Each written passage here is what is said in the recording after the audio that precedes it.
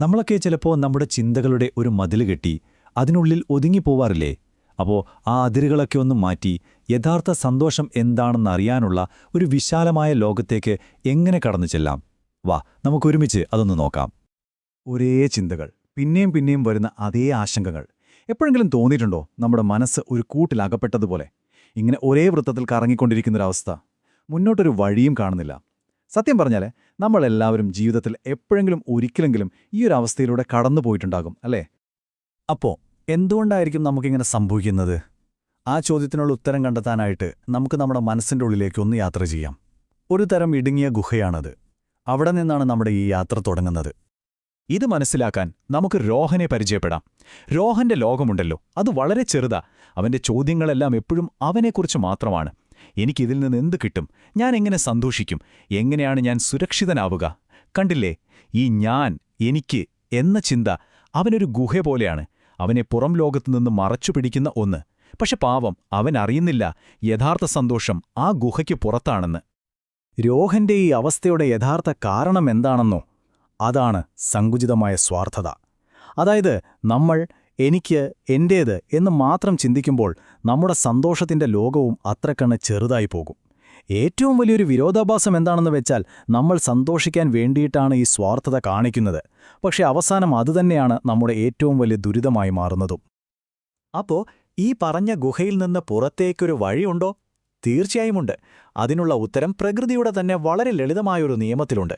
വികാസത്തിന്റെ നിയമം. അതായത് നമ്മൾ നമ്മുടെ ഉള്ളിലേക്ക് മാത്രം നോക്കാതെ കുറച്ചൊന്ന് പുറത്തേക്ക് നോക്കാൻ തുടങ്ങുന്നില്ലേ? അവിടെയാണ് യഥാർത്ഥ വളർച്ചയുടെ തുടക്കം. ദേ, ഈ രണ്ട് വഴികൾ തമ്മിലുള്ള വ്യത്യാസം കണ്ടോ? സ്വാർത്ഥതയുടെ വഴിയിൽ പോകുമ്പോൾ കിട്ടുന്ന സന്തോഷം എപ്പോഴും ചെറുതായിരിക്കും, താൽക്കാലികമായിരിക്കും. അത് നേടിയെടുക്കാനും നിലനിർത്താനുമൊക്കെ ഒരു തരം നിരന്തരമായ സമരമാണ്. പക്ഷേ നമ്മൾ മറ്റുള്ളവർക്ക് വേണ്ടി ജീവിക്കാൻ തുടങ്ങുമ്പോഴോ? നമ്മൾ കണക്ട് ചെയ്യുന്നത് അതിരുകളില്ലാത്ത, എപ്പോഴും നിലനിൽക്കുന്ന ഒരു ആനന്ദത്തിലേക്കാണ്. അതൊരു പോരാട്ടമേ അല്ല, മറിച്ച് ഒരു പുഴ ഒഴുകിപ്പോകുന്നതുപോലെ വളരെ അനായാസമായ ഒന്നാണ്. ഇതിനേറ്റവും നല്ല ഉദാഹരണം പ്രകൃതിയിൽ തന്നെയുണ്ട്. ഒരു പൂവിനെക്കുറിച്ച് ഒന്നാലോചിച്ചു നോക്കൂ. അതതിന്റെ സൗന്ദര്യവും സുഗന്ധവും തനിക്കുവേണ്ടി മാത്രമായിട്ട് സൂക്ഷിച്ചു വെക്കുന്നുണ്ടോ? ഇല്ലല്ലോ. അത് ലോകത്തിന് മുഴുവനായി കൊടുക്കുന്നു. ഈ കൊടുക്കൽ, അതാണ് പ്രകൃതിയുടെ അടിസ്ഥാന നിയമം. അങ്ങനെ പങ്കുവെക്കുമ്പോഴാണ് ഓരോ ജീവനും അതിന്റെ പൂർണ്ണത കണ്ടെത്തുന്നത്. ഈ ഒരു വിശാലമായ കാഴ്ചപ്പാടിനെയാണ് വിരാട് എന്ന് പറയുന്നത്.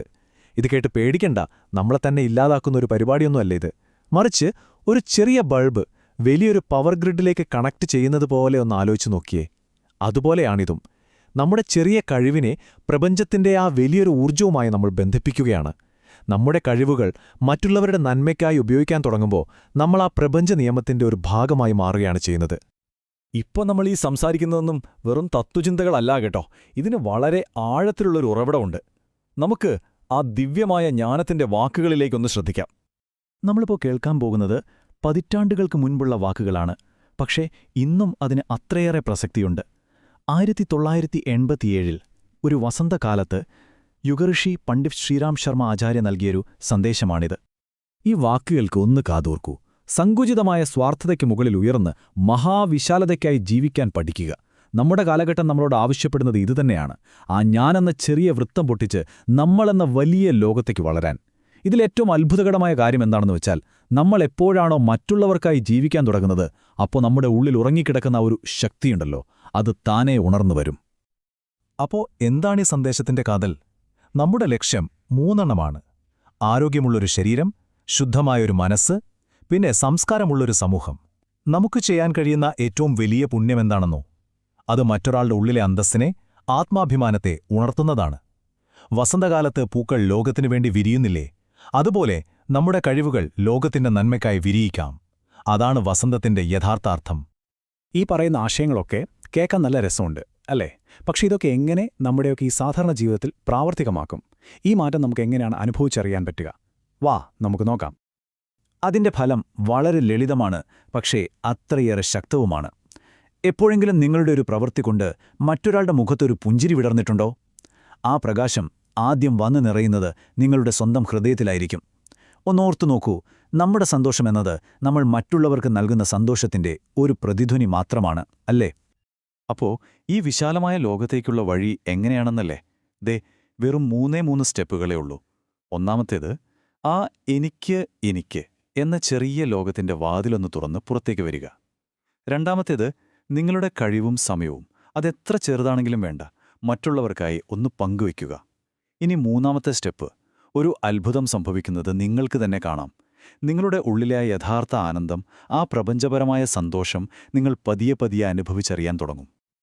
അപ്പോ അവസാനം ഒരൊറ്റ ചോദ്യം. ആ സങ്കുചിതത്വത്തിന്റെ ചങ്ങലകളൊക്കെ പൊട്ടിച്ചെറിയാൻ നിങ്ങൾ തയ്യാറാണോ?